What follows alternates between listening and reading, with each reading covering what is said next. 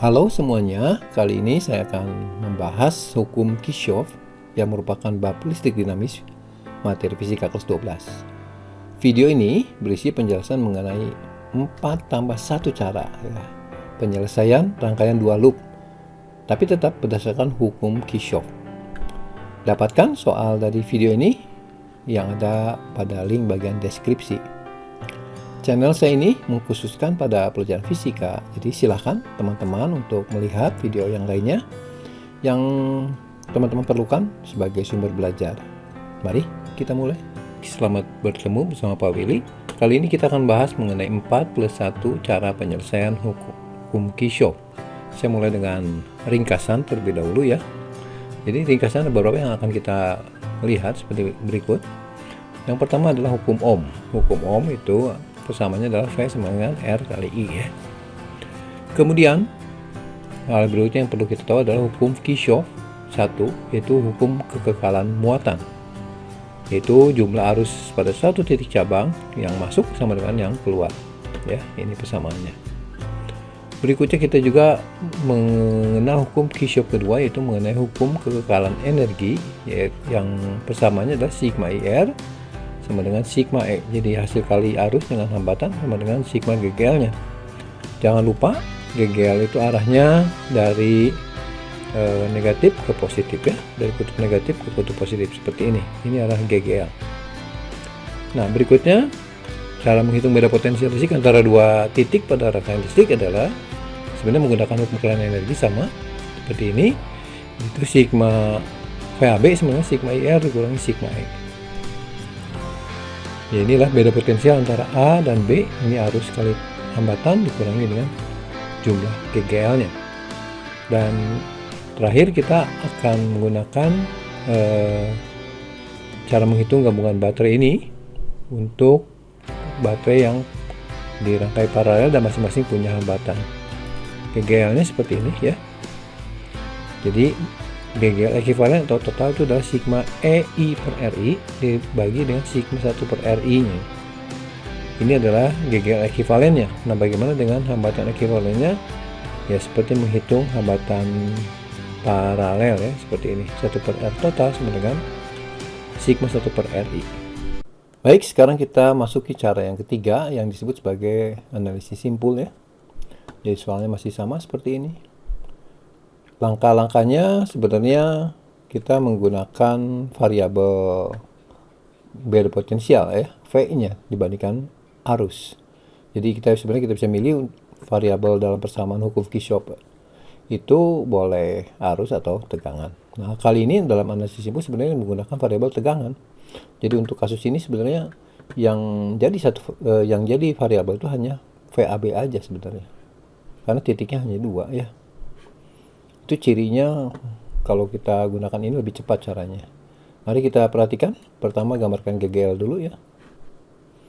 Nah, setelah itu kita misalkan arus. Nah, sebaiknya arus di tiap kawat ini arahnya meninggalkan titik ya. Jadi kalau kita pilih titik A, I1-nya sebaiknya kita pilih ke luar ya. I2 juga dan I3-nya sama ya.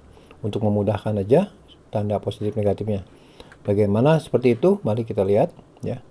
Jadi berdasarkan hukum Kirchhoff yang pertama, jumlah arus yang masuk sama dengan arus yang keluar. Di sini karena arusnya keluar semua seperti ini, berarti I1 tambah I2 tambah I3 sama dengan 0. Jadi kalau ada yang masuk nanti jadi minus ya. Jadi sebaiknya kita gunakan tanda plus semua ya. Nah, sekarang kita gunakan prinsip bahwa menghitung arus itu seperti ini ya. Ini adalah kebalikan dari rumus beda potensial. Jadi kebiasaan VAB sama dengan sigma IR dikurang sigma E. Nah, sekarang kita jadikan I sama dengan. Jadi variabelnya di kanan ya. Oke. VAB itu adalah beda potensial, ini GGL-nya. Ini hambatan sepanjang kawat AB saja. Jadi hampir sama seperti beda potensial. Cuman di sini yang jadi ruas kirinya adalah arus. Jadi kalau kita lihat yang I1 kan ini ya. I1 berarti VAB ya. Ditambah, nah sekarang dari I1 kan kita geraknya dari A ke B sini. Ya. Nanti GGL-nya ya, GGL-nya itu adalah berlawanan. Dari kita gerak dari atas ke bawah, sementara GGL yang 6 volt itu kan ke atas. Jadi minus di sini. Ini I1 ya. Dibagi dengan hambatannya sepanjang dari A ke B, yaitu 2 tambah 4. Oke, ini I1. Tambah, nah, ini sini bedanya kalau kita pakai yang keluar semua lebih mudah, nanti jadi memperkecil kesalahan kalau ada minus di sini. Oke, berikutnya I2. I2 itu yang ini. Ya. Jadi variabelnya VAB ya. Kemudian ditambah, nah arah geraknya di sini. Tapi baterai 12 volt kan berlawanan, jadi minus 12. Dibagi dengan hambatan dari A ke B saja, yaitu 4 ohm aja, dibagi 4. Kemudian tambah dengan I3 ya, I3 itu yang ini. VAB ya. Ditambah, nah di sini tidak ada baterai. Berarti tambah 0. Dibagi dengan hambatan dari A ke B lewat jalur sini adalah 6. Nah, inilah persamaannya. Saya sederhanakan dulu seperti ini ya. Jadi variabel cuma satu, VAB. Jadi dengan cara ini kita dapatkan nilai VAB dulu, tegangan dulu, bukan arus dulu. Setelah tegangan dapat, kita bisa gunakan hukum persamaan beda potensial untuk menghitung arusnya baru. Ya, mari kita selesaikan ini secara matematik, tinggal kali 12 mungkin ya. Ya, dikali 12, jadi dikali 2 ini, 2, ini min 6 kali 2, min 12. Yang ini dikali 3, atasnya ya. Bawahnya dikali, atasnya dikali 2 ya. Jadi 2 PAB. Nah, kita gabungkan variabelnya sebelah kiri. Yang angkanya kita bawa ke sebelah kanan. Min 12, min 36, min 48, pindah ruas jadi 48. Jadi PAB-nya 48 per 7 volt, ya sama. Nah, baru setelah ini kita bisa menghitung arusnya. Kita bisa menghitung arus yang mana dulu, terserah. Misalkan kita pilih I1, I2, I3 ya. Nah, I1-nya lihat dari sini aja lagi. Ya, ini kan I1 tadi. VAB-nya dikurangi 6 dibagi 6. Maka kita dapatkan 1 per 7 ya. Kemudian I2-nya juga sama, kita lihat dari sini aja. 48 per 7 min 12 per 4 ya. Jadi I2-nya adalah min 9 per 7 ya. Ini min 9 per 7 berarti arusnya yang I2 itu ke kiri, bukan ke kanan ya. Dan I3-nya dari sini. 48 per 7 dibagi 6. 48 bagi 6 kan 8 per 7 ya per 7. Jadi 8 per 7 positif, berarti sesuai dengan ini. Ya, ini cara yang ketiga. Oke, kita masuki cara yang keempat. Kita sebut sebagai cara superposisi ya. Karena rangkaian itu bersifat linear, jadi bisa kita jumlahkan. Oke, soalnya seperti yang tadi ya, di sini kita misalkan arusnya seperti ini, bebas ya. Kemudian jangan lupa GGL ya. Nah, sekarang cara keempat ini, yaitu superposisi itu prinsipnya begini. Di sini ada 2 baterai ya. Jadi kita akan menghitung arus di tiap cabang ini akibat satu baterai terlebih dahulu. Setelah itu baru kita jumlahkan efeknya. Nanti bagaimana cara menghilangkan salah satu baterainya, kita tinggal sambungkan aja seperti kawat biasa ya. Jadi kira-kira seperti ini untuk gambar yang pertama. Ini saya sambungkan dulu, GGL baterai dianggap nggak ada ya. Baterai yang 12 volt ini yang di sini ya. Yang lainnya tetap ya. Nah, jadi kita akan menghitung I1, I2, I3 dari gambar ini akibat baterai saja. Ini kan seperti biasa menghitung seri paralel, relatif lebih mudah ya. Mari kita hitung dulu gimana caranya menghitung I1, I2, I3 ini ya. Kita rangkaikan paralel ya, 4 sama 6 ya. Kemudian kita serikan dengan 2 ohm dan 4 ohm. Setelah itu kita dapat I total. Nanti I total itu sebenarnya sama dengan min I1 ya. Kenapa? Karena GGL-nya kan yang hijau ini ke sini, ke atas. I1 kan ke kiri, kebalikannya. Berarti min I1 ya. Oke, mari kita susun persamaannya. Kita mulai dengan mencari R paralel dulu. Antara 4 ohm dan 6 ohm. Kalau paralel 2 gini ya tinggal hasil kali bagi hasil jumlah. 4 kali 6 dibagi 4 tambah 6. 24 per 10 atau 12 per 5. Oke, jadi yang ini. Kemudian kita kita serikan. Itu mudah saja. Jadi 2 tambah 12 per 5 tambah dengan 4. itulah adalah R totalnya untuk rangkaian ini ya. Sehingga kita bisa gunakan R total ini untuk menghitung arus I total dari baterai, yaitu E per R. Ya, nggak ada hambatan dalam. Jadi 6 di sini dibagi dengan total dari hambatannya 42 per 5 sampai dengan 5 per 7. Nah, tadi ini adalah I total. I total ini yang keluar dari baterai yang hijau ini ya. Ini berlawanan dengan I1. Jadi dari sini kita bisa simpulkan I1-nya adalah minus 5 per 7. Yang ini ya. Akibat satu baterai saja. Nah, kemudian I2, I3-nya, untuk menghitung I2, I3-nya yang lebih cepat kita gunakan prinsip tipnya di sini dia pembagi arus karena kan di sini paralel. Jadi kalau kita mau ngitung I2, I3 mudah saja, tinggal perbandingan. Jadi I2 yang ini sini ya, berarti yang di seberangnya dibagi dengan jumlah hambatannya yang paralelnya. Jadi 6 per 6 tambah 4 dikali arus yang masuknya yaitu I total ini 5 per 7. Jadi 3 per 7. I2 ini arahnya ya memang ke sini karena tadi I totalnya kan ke kanan ya, berlawanan dengan I1. Nah, bagaimana dengan I3-nya? Tinggal bisa kita kurangkan 5 per 7 dari sini, dikurangi ini, atau I3 pakai perbandingan lagi juga sama saja. Jadi kalau kita menghitung di sini, berarti seberangnya 4 per 6 tambah 4 kali 5 per 7, yaitu 2 per 7. Oke, jadi kita baru selesai setengah bagian, yaitu menghitung I1, I2, I3. Nah, langkah yang sama kita lakukan untuk menghitung I1, I2, I3 untuk baterai yang 12 volt. Gambar lagi seperti ini. Di sini kita sambungkan aja yang 6 voltnya ya. Gambar usahakan sama ini 1, I2, I3-nya ya. Nah, sekarang kita akan menghitung seperti ini. Berarti prosesnya kita ini serikan 2 ohm dengan 4 ohm, kemudian paralel dengan 6 ohm, dan seri dengan 4 ohm itu adalah dapat R total. Kemudian kita hitung I-nya, baru I1, I2, dan I3 ya. Oke, mari kita hitung. R serinya adalah 2 tambah 4, 6. Kemudian paralel 6 dengan 6 kalau sama tinggal setengahnya sebenarnya ya. Atau 6 kali 6 per 6 tambah 6. Setengahnya ya 3 ohm ya. Kemudian kita serikan dengan 4 ohm. Itulah R totalnya. Jadi 3 tambah 4, 7 ohm. Dan I totalnya untuk rangkaian kanan, E bagi R. Ininya 12, R totalnya 7. Ini 12 per 7. Nah, 12 per 7 I total itu kan ke sini arahnya.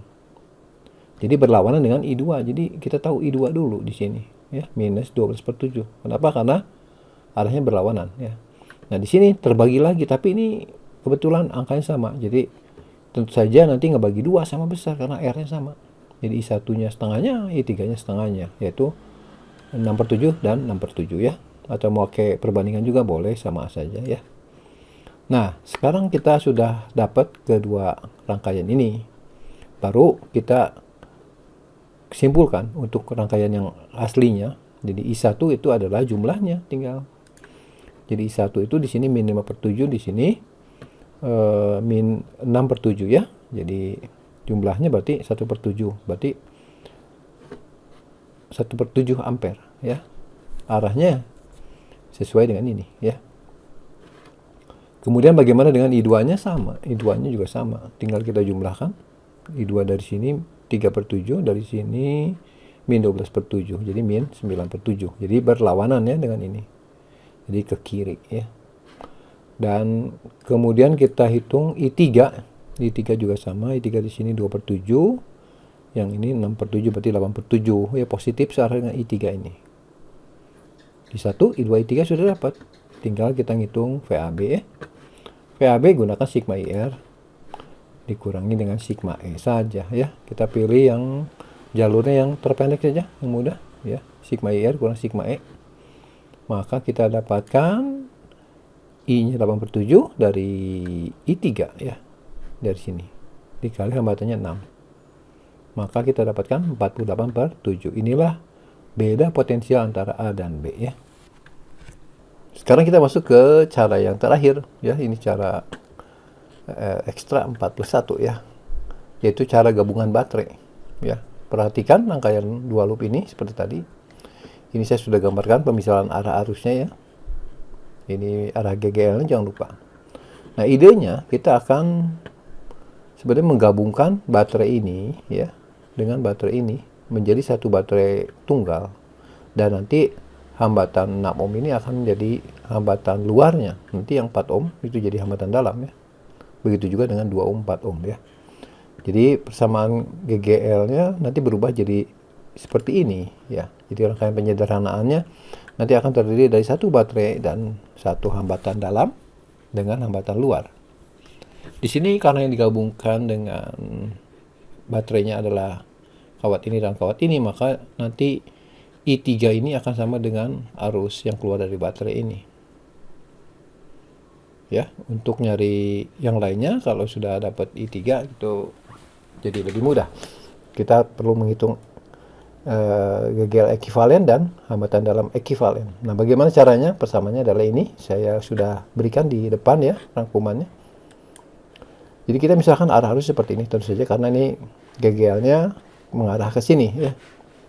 Nah, persamaannya adalah E ekivalen atau E total ini adalah E1R2 kalau untuk 2 ya. Tambah dengan E2 kali R1 dibagi R1 tambah R2. Ini kita sebut nanti hambatan dalam ya, 2 dan 4. Ini juga hambatan dalam 4 ohm ya. Kita isi angkanya seperti berikut. Jadi 6 ini plus ya. Kalau searah ini jadi plus. Kemudian hambatannya kita lihat yang ini. Hambatan dalam R2 ya. Jadi ini yang ke-1, ini yang keduanya. Kemudian E2-nya 12 volt dari sini. Kalau berlawanan berarti minus ya. Kemudian R-nya yang ini. 2 tambah 4 ya. Pokoknya sepanjang ini. Dibagi jumlah dari hambatan dalam yang kiri dan yang kanan tadi ya, 4 tambah 6. Tentu saja kita mudah menghitung ini. 24 tambah 72 per 10 ya. Atau 96 per 10 atau 9,6 volt. Inilah GGL ekivalen antara 6 volt dan 12 volt dengan hambatan dalam seperti ini. Nah, nanti kita perlu hitung berapa hambatan dalam ekivalennya. Persamaannya itu seperti menghitung rangkaian paralel kalau 2 ya. Jadi R1 kali R2 per R1 tambah R2. R-nya tadi ya sama dengan yang di sini 4 dan 6 tadi ya. Jadi kita substitusikan 4 kali 6 per 4 tambah 6. Sama dengan 24 bagi 10, 2,4 ohm. Oke. Sesudah ini dapat, jadi gampang. Kita tinggal hitung I total yang keluar dari baterai ekivalen ini. I totalnya E per R tambah R. Ini adalah rumus rangkaian sederhana ya. Kita isikan langsung. E-nya 9,6. Hambatan luarnya berarti yang ini, 6 ohm tadi ya. Dan hambatan dalamnya adalah ini, 2,4. Kita sederhanakan jadi 9,6 bagi 8,4 ya, dibagi 1,2 bisa dua-duanya. Jadi dapat 8 per 7. Nah, ini sama dengan I3 karena yang ini tidak dirubah ya. Jadi nanti arus yang keluar dari baterai ini arahnya sama dengan I3. Jadi I3-nya 8 per 7. Jadi kalau kita menghitung langsung VAB bisa langsung sih sebenarnya dari sini ya. Tapi kita akan hitung dulu I1 dan I2-nya ya. Sebagai berikut. Pakai rumus beda potensial ya, VAB sama dengan sigma IR dikurang sigma E.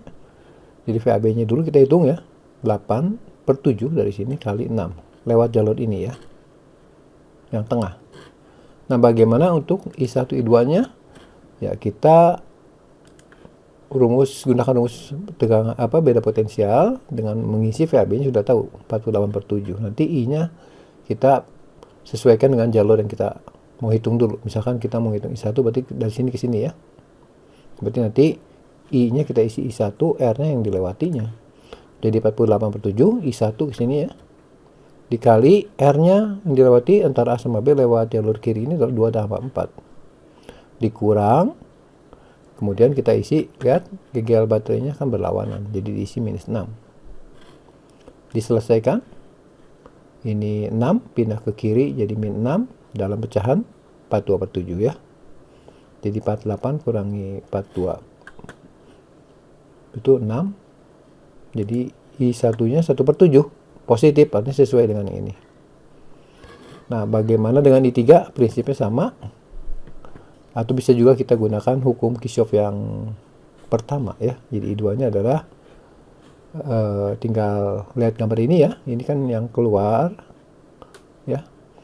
Semuanya keluar. Berarti ini minus ya. Minus dari jumlah 1/7 tambah 8/7. Jadi I2-nya adalah min 9/7 ya. Arahnya berlawanan dengan ini ya. Oke, jadi I1, I2, I3 sudah ketemu, VAB juga sudah ketemu. Demikianlah pembahasan mengenai hukum Kirchhoff ya. Mudah-mudahan ini bisa memberikan wawasan bagi kita semua untuk belajar lebih menyenangkan lagi. Demikian video mengenai hukum Kirchhoff listrik dinamis fisika kelas 12. Jangan lupa untuk subscribe ya bagi teman-teman yang sudah merasakan manfaatnya.